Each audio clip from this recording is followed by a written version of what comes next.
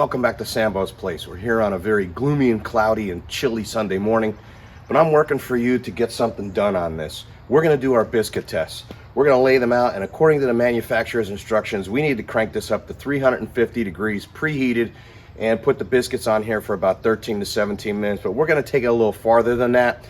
I want to get a nice dark brown bottom on these biscuits to give you a really good idea of where the zones are. Based on what I've experienced so far and the coloration of the flavorizer bar that runs across, I'm guessing that the heat zone is going to be a little warmer right in this area of the grill. But let's see what happens.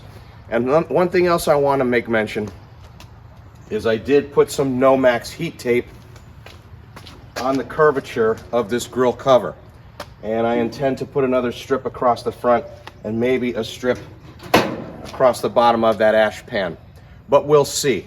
The airflow in the back of this grill is not the same as the airflow in the smoke fire. The smoke fire had 3 big vents. This just seems to vent out right behind the edge of this aluminum pit, and it just kind of flows downward out the back of this hood cover. So it's a little different. Maybe it's supposed to smoke out the sides and allow some airflow in through the sides and in through the front of the grill. I don't want to change things up too much, but I'm just experimenting at this point, and I'll get back to you. But let's get these biscuits on.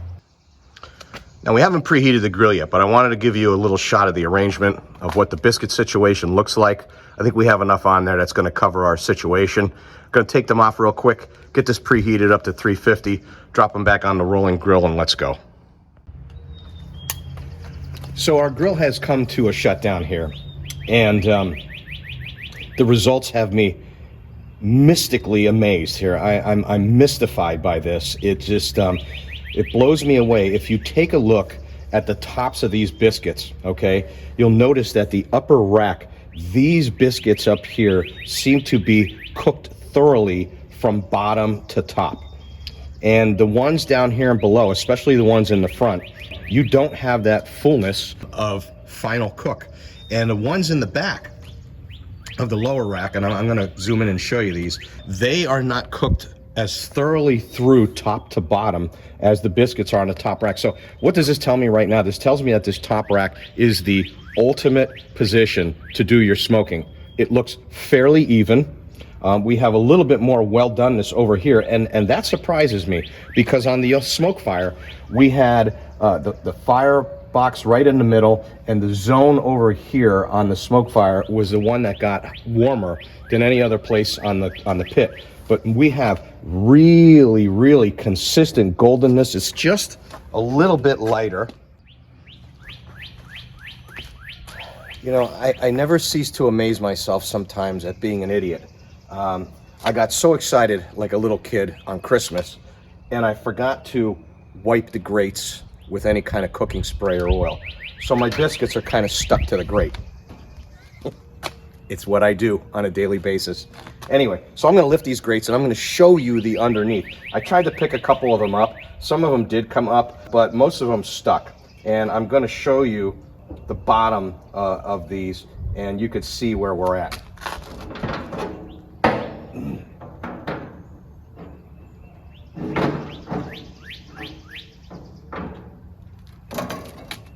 Okay, so there we are. There's our top grate, and you can see that it's a nice, thorough golden brown after about 14-15 minutes of cooking on here. And again, we're looking at the ultimate smoke zone up on top for sure. So let's take a look at the bottom grate here.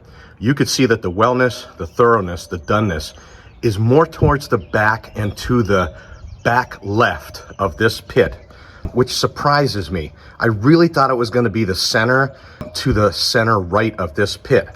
But again, towards the back, we have thoroughness and we have doneness, very similar to the upper rack, even going over here to the left.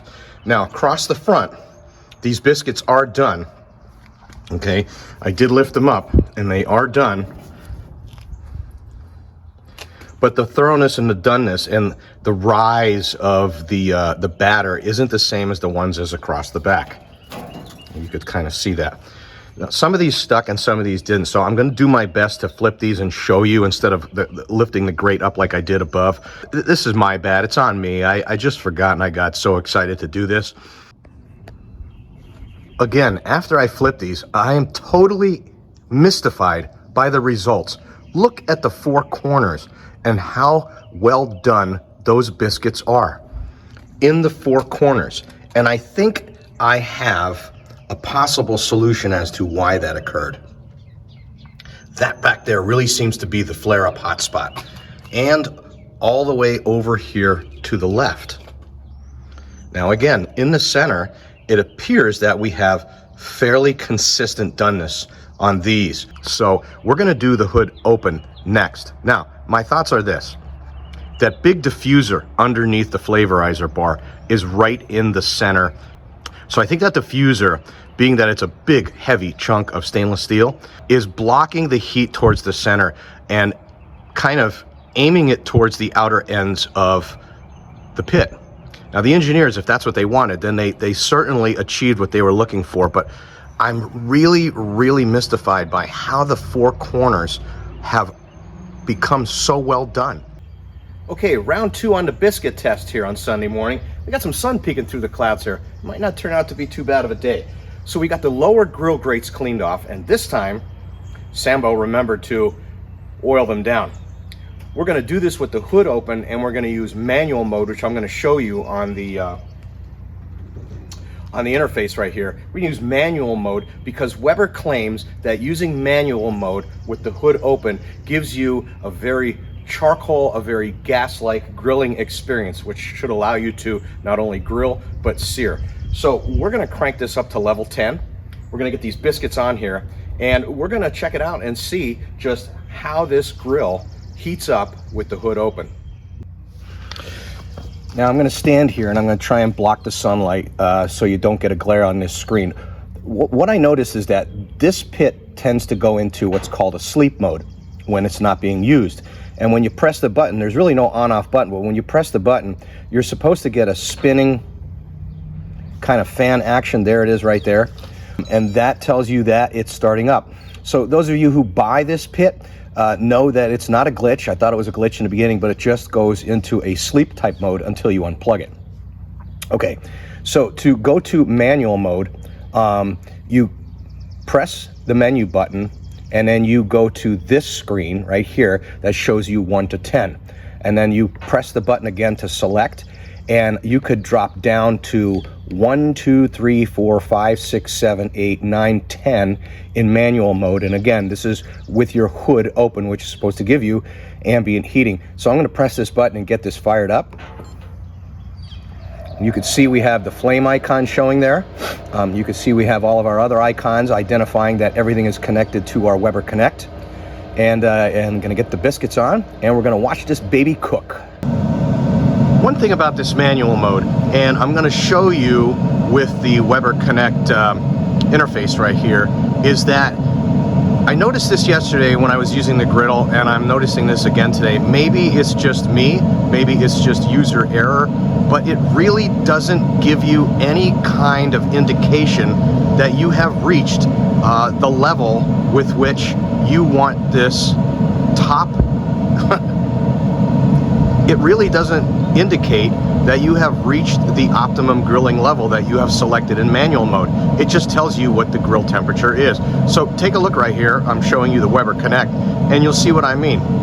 If anyone out there has a different experience or maybe a suggestion you could give me, I'm just not finding any kind of an indication that the grill is up to its 1 through 10 manual mode operating temperature.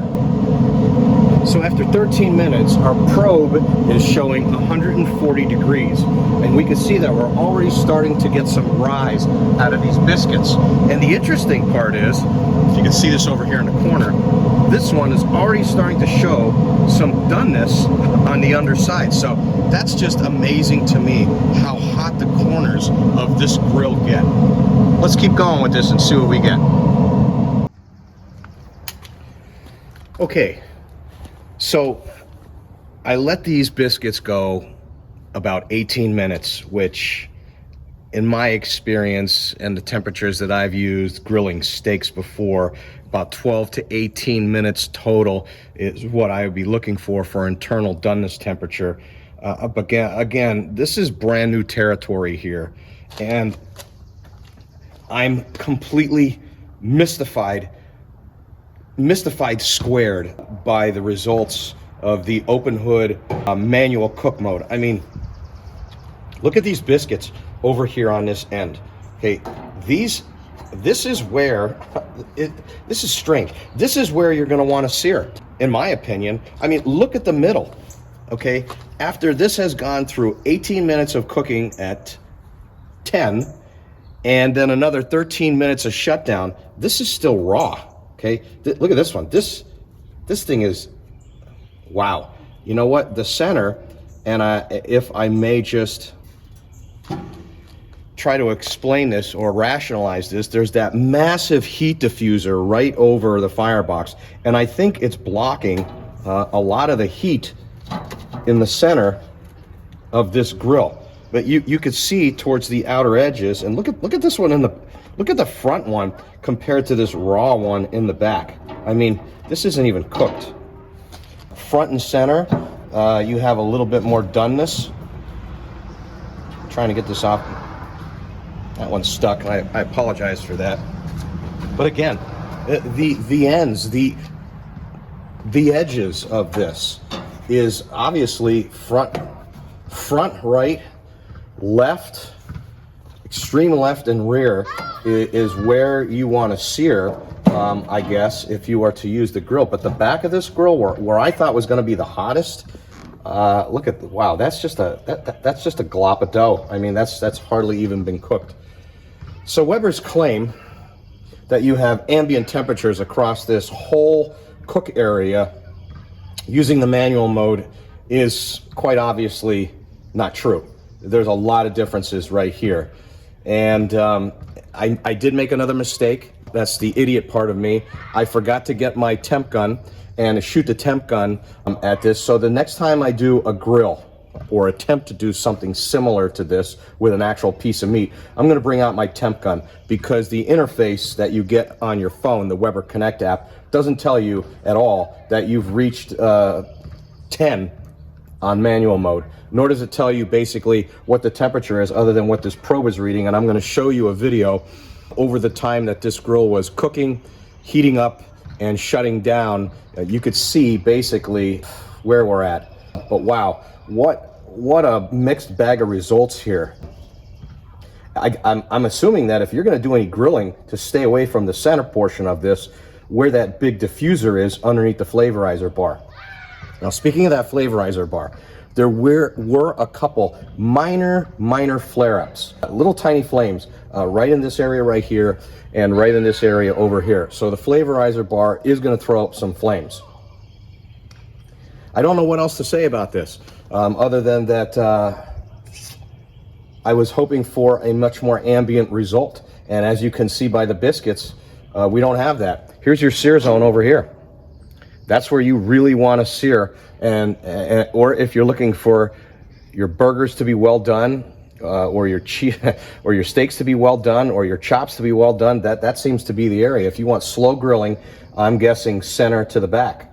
If you want moderate grilling, I'm guessing right front.